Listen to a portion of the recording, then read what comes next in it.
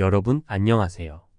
오늘은 우리가 많이 궁금해하는 주제, 바로 60대 혼자 사는 은퇴자의 생활비에 대해 이야기해 볼까 합니다. 실제 사례를 바탕으로 과연 은퇴 후 매달 얼마나 써야 하는지 그 현실을 속 시원히 파헤쳐 보겠습니다. 정말 충격적인 내용이니 끝까지 들어보세요. 1. 은퇴 후의 현실 60대 김씨의 이야기. 먼저 이 이야기는 65세 김씨의 사례를 바탕으로 합니다. 김씨는 30년 넘게 한 회사에서 근무를 했고 나름 안정된 연금을 가지고 은퇴를 맞았습니다. 하지만 은퇴 후 현실은 생각보다 만만치 않았죠. 직장 생활을 할 때는 다들 연금만 있으면 괜찮지 않겠어? 라고 쉽게 말하지만 막상 은퇴하고 보니 생활비가 턱없이 부족하다는 걸 김씨는 뼈저리게 느꼈습니다. 김씨는 월 연금 150만 원과 예금에서 나오는 50만 원으로 총 200만 원을 받습니다. 듣기엔 괜찮아 보일지 모르지만 이 돈으로 과연 어떤 생활을 하고 있는지 한번 살펴보죠. 2. 월세와 공과금, 기본적인 생활비만 해도 김씨가 살고 있는 집은 작은 원룸입니다. 여유롭지는 않지만 은퇴 후 혼자 살기엔 부족함이 없다고 말하죠. 그런데 매달 나가는 월세만 해도 50만 원. 여기에 관리비와 공과금으로 약 10만 원이 추가됩니다. 벌써 60만 원이 나가죠. 그 다음 기본적인 식비를 보겠습니다. 김씨는 건강을 생각해서 식단에 신경을 쓰지만 그렇다고 호화롭게 먹는 것도 아닙니다. 매달 식비로 30만 원 정도를 씁니다. 사 먹기보다는 장을 보고 직접 요리를 하는 편이라 최대한 아끼려고 하지만 신선한 야채와 생선, 고기 등을 사다 보면 이 정도 금액은 필수적이죠. 이것만 해도 벌써 90만 원이 넘어가죠. 하지만 여기서 끝이 아닙니다. 3. 의료비와 기타 지출 예상치 못한 고비. 나이가 들면 가장 큰 걱정거리 중 하나가 바로 건강 문제입니다. 김씨도 예외는 아니었죠. 당뇨가 조금 있어 매달 병원을 다니고 약을 챙기는데 이게 또 만만치 않습니다. 매달 의료비로만 10만 원 정도가 나갑니다. 특별히 큰 병이 있는 것도 아닌데 이렇게 기본적인 의료비만 해도 적지 않은 지출입니다. 게다가 혼자 살다 보면 예상치 못한 상황도 생기기 마련입니다. 전기 제품이 고장 난다거나 작은 사고라도 나면 병원비가 들기도 하죠. 김씨는 매달 5만 원 정도는 이런 예비비로 떼어둡니다. 4. 여가비와 생활의 질 과연 얼마나 쓸 수 있을까? 많은 사람들이 은퇴 후에 여유롭게 여행도 다니고 문화생활도 즐기며 살기를 꿈꾸지만 현실은 다릅니다.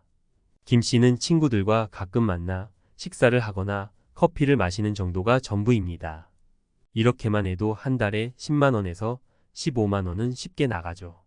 그래서 김씨는 여가비를 최대한 줄이며 생활하고 있습니다.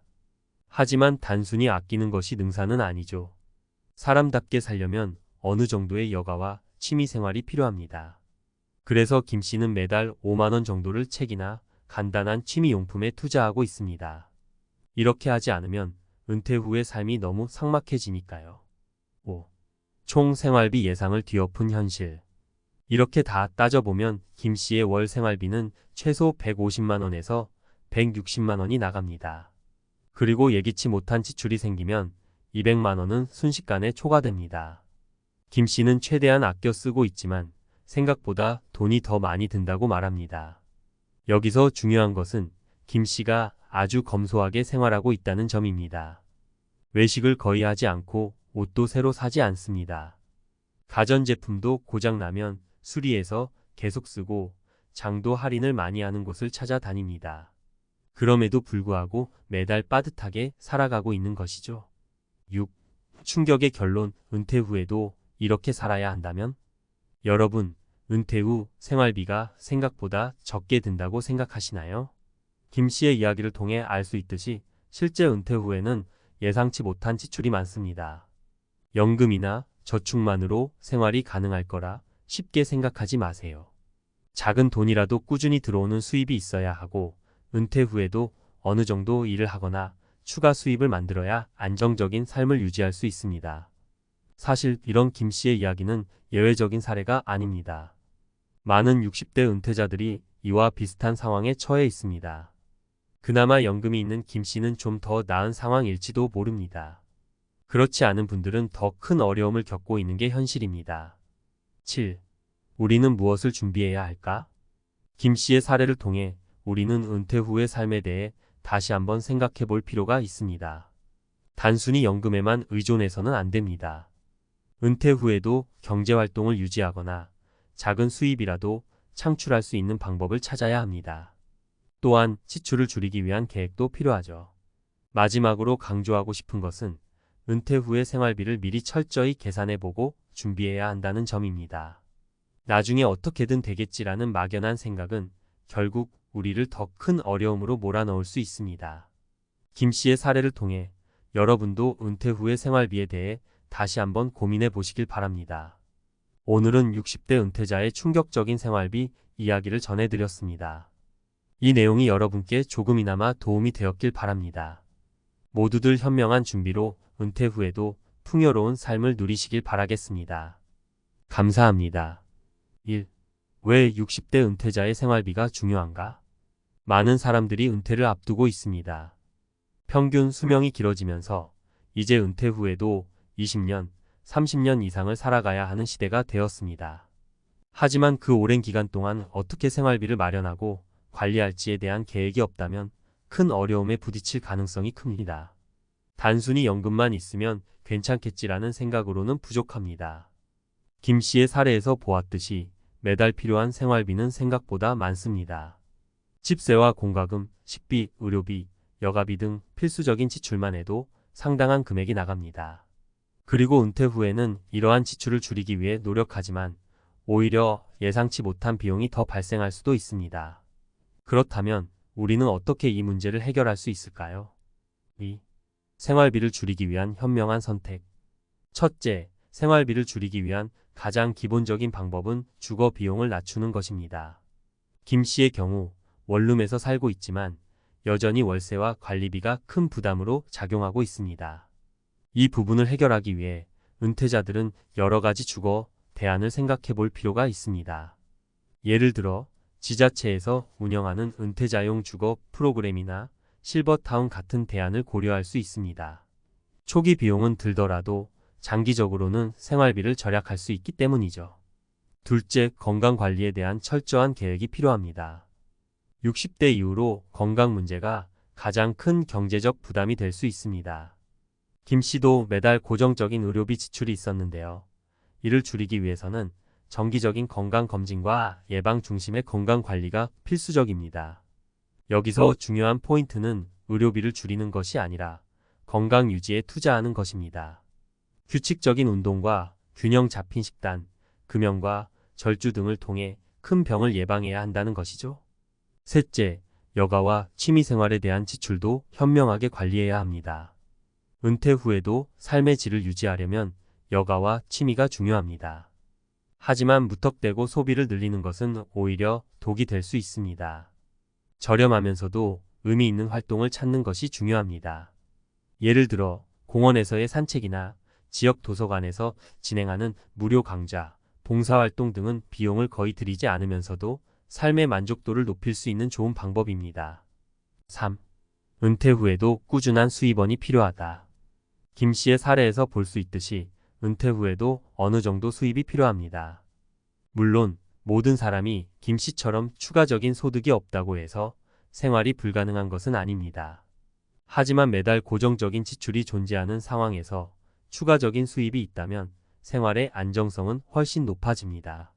그렇다면 은퇴 후에도 수입을 유지하기 위해 어떤 방법을 사용할 수 있을까요? 여기서 중요한 것은 새로운 직업이나 일을 찾는 것이 반드시 육체적인 노동이나 풀타임 근무를 의미하지 않는다는 점입니다. 요즘은 온라인 강의, 프리랜서 일자리, 재택근무 등의 다양한 형태로 적은 시간을 투자하면서도 수입을 창출할 수 있는 기회가 많아졌습니다. 김 씨처럼 소규모 사업을 시작하거나 본인의 경험을 살려 강의나 컨설팅을 하는 것도 좋은 선택이 될 수 있습니다. 또한 자격증이나 취미를 살려 소일거리를 찾는 것도 고려해 볼 만합니다. 최근에는 은퇴자들을 대상으로 하는 다양한 교육 프로그램도 많이 생기고 있습니다.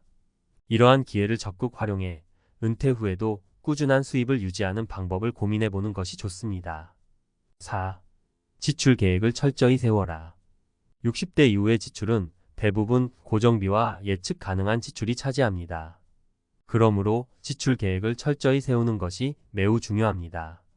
김 씨의 경우 매달 나가는 고정비를 미리 계산하고 예상치 못한 지출에 대비하기 위해 예비비를 준비했습니다.